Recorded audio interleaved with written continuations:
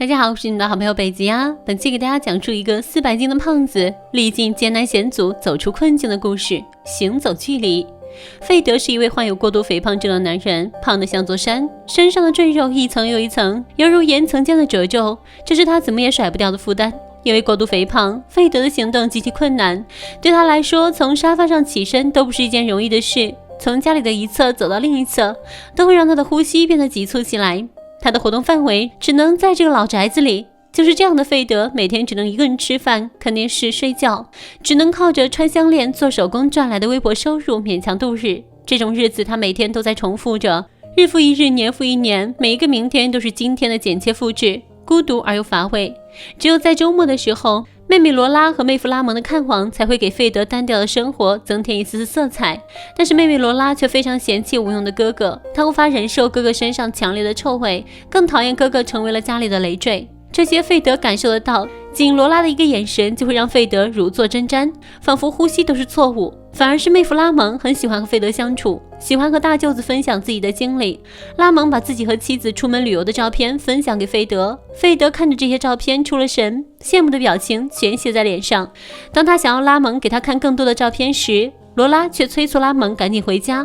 妻管严的拉蒙只好听从妻子的吩咐离开了。没想到相片唤起了费德心中对摄影的兴趣，于是他从家里的角落翻出了一架被遗忘的老旧相机，可惜早已坏掉了。相机内有一卷胶卷，费德对胶卷的内容感到好奇，甚至因此失眠了。第二天一早，费德下定决心走出家门，把胶卷洗出来。他已经忘记自己有多久没有出过门了，在出门前还认真地洗漱了一遍。他本想穿上整齐的西装，却因为自己的肥胖而失败。于是他穿上了那件肥大的开衫，拄着拐杖，拖着沉重的步伐，不停地向前走着，还要忍受他人异样的眼光。对于平常人来说，出门遛弯、奔跑是再普通不过的事情了，但对于费德来说，都是遥不可及的奢侈品。身体的负荷让他每走几步就已经大汗淋漓，呼吸也变得困难起来，每走一步都异常的艰难。途中他看到了踢球的孩子们，内心是多么的羡慕。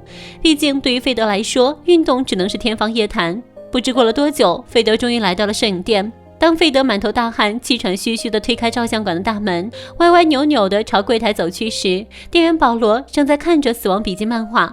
他是老板的儿子，很喜欢看漫画。费德拿出胶卷，让保罗把相片洗出来，但因胶卷的年代已久，保罗告诉费德，洗照片的时间可能要很久，并让费德之后再来取。但费德选择待在店里，直到照片洗好，因为他已经没有体力继续支撑来回的路程了。不知过了多久，保罗将照片洗了出来。费德看着这些照片，像个孩子一样开心地笑着。照片里有亲朋好友为他庆生的画面，也有他暗恋过的女孩，看起来是那么的幸福。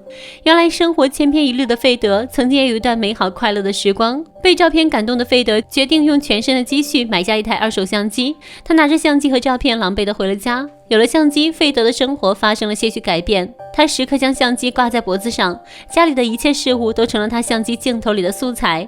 费德将自己拍摄出的照片成为艺术，而他也尝试起了自拍，甚至想到要拍一下自己的脚。大概是很久没有见过自己的脚了吧。小小的相机让费德对生活有了新的希望。此时的他少了一些孤独，多了一些欣喜。但过了一段时间，阻碍费德艺术道路的绊脚石出现了，相机的充电器发生了故障。这还怎么拍照呢？于是费德打电话给保罗，保罗却以店长的口吻说保罗已经被开除了。骗完费德后，保罗觉得于心不忍，于是决定上门为费德修理充电器。在保罗的不懈努力下，充电器的灯终于变回了绿色。兴奋的保罗抱住了费德，完全不在意费德肥大的身躯和强烈的体味。费德拿出了美味的饼干招待保罗。正当保罗背上包包准备回去时，窗外突然下起了瓢泼大雨，保罗只好继续待在费德家里。两人的相处有一丝丝的尴尬，但多多少少靠近了一点。又到了周末，费德将之前洗出来的照片分享给拉蒙和罗拉。这时拉蒙发现了一张女孩子的照片，他眼疾手快地把照片从费德手中抢过，还八卦了起来。虽然费德嘴上说只是普通同事，但事实上这就是费德当时的暗恋对象。另一边，也许是费德家中的饼干太过美味，保罗总会有事没事的到费德家里来。这一来二去的，保罗和费德的关系也变得越来越亲密了，还送给费德新的存储卡，和费德一起看电视。两个人的相处像是朋友那样自然舒适。隔天，保罗向费德介绍自己最喜欢的《死亡笔记》漫画，说这是一本只要写下名字就会让人死掉的笔记。保罗的介绍让费德对漫画感到好奇，没想到费德看着看着就看了个通宵，除了保罗，妹夫拉蒙也是费德要好的朋友，他教会费德如何运用灯光拍出清晰的照片，他很欣赏费德拍下来的各种照片。费德将漫画介绍给了拉蒙，还把自己做的死亡笔记给拉蒙看，这其中就有妹妹罗拉的名字。当然这一切不过是费德的一个小小玩笑。过了一会儿，保罗像往常一样来找费德，初次见面，保罗和拉蒙互相看对方不顺眼，关系有点僵，但是因为有着共同好友费德的关系，两人慢慢的也成为了好朋友。三个人经常聚到一起消磨时光，无需过多的言语，在安静中就能找寻到岁月的祥和。有好友的陪伴，对于一个与世隔绝的边缘人来说，更显得弥足珍贵，也为他寂寞的人生注入了活力。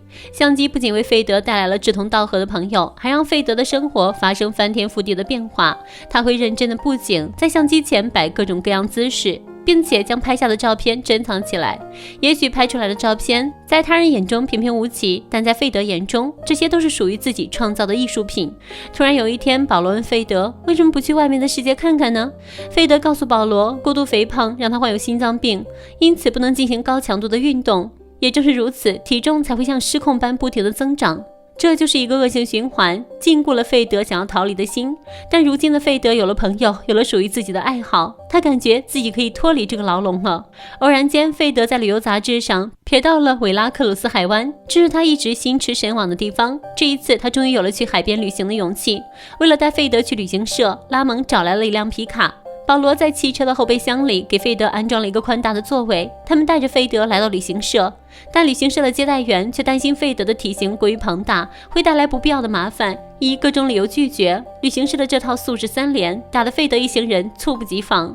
有生意为什么不做呢？因为你太胖了，要是你出了事，我们要赔钱的。没有人会跟钱过不去，对吧？难道肥胖是一种错误吗？对于事不关己的人来说还真是。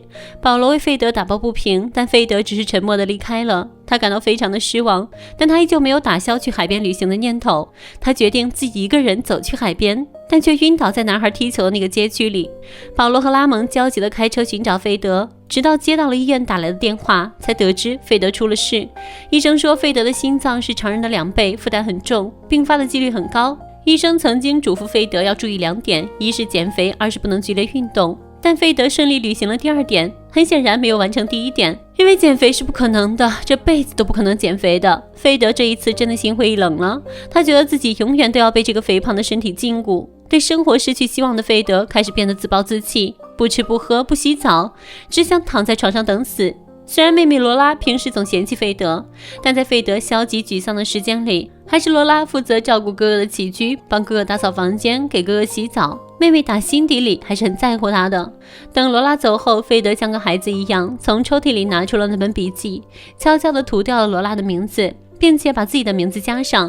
保罗和拉蒙依旧会来到费德的家来看望费德。这天，保罗把费德昏倒前拍下的照片交给费德，照片里是踢足球的少年，他们每一个人都充满活力。费德看着自己拍下的照片，深受触动。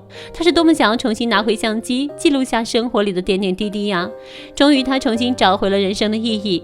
保罗和拉蒙决定要帮助费德完成他的心愿，用自驾游的方式带着费德去海边旅行。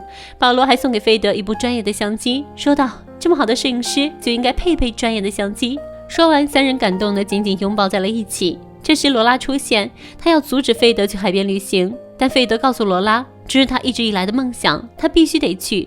拉蒙也劝妻子让费德去吧。就这样，3个人来了场说走就走的旅行。费德坐在皮卡的后面，沐浴在风中，体会到了难得的美好，而罗拉则在身后哭喊着。这位有些强势的妹妹一直都很担心哥哥，她阻止费德去旅行，也是担心费德的身体。但人生在世，来都来了，不努力一下，怎么对得起在世上走一遭呢？脂肪的镣铐不该成为灵魂的重负。影片的最后，费德和朋友们来到了海边，3个人面朝大海，在一片氤氲的雾色中，静静等待着日出的降临，等待着用相机拍下最美好的回忆。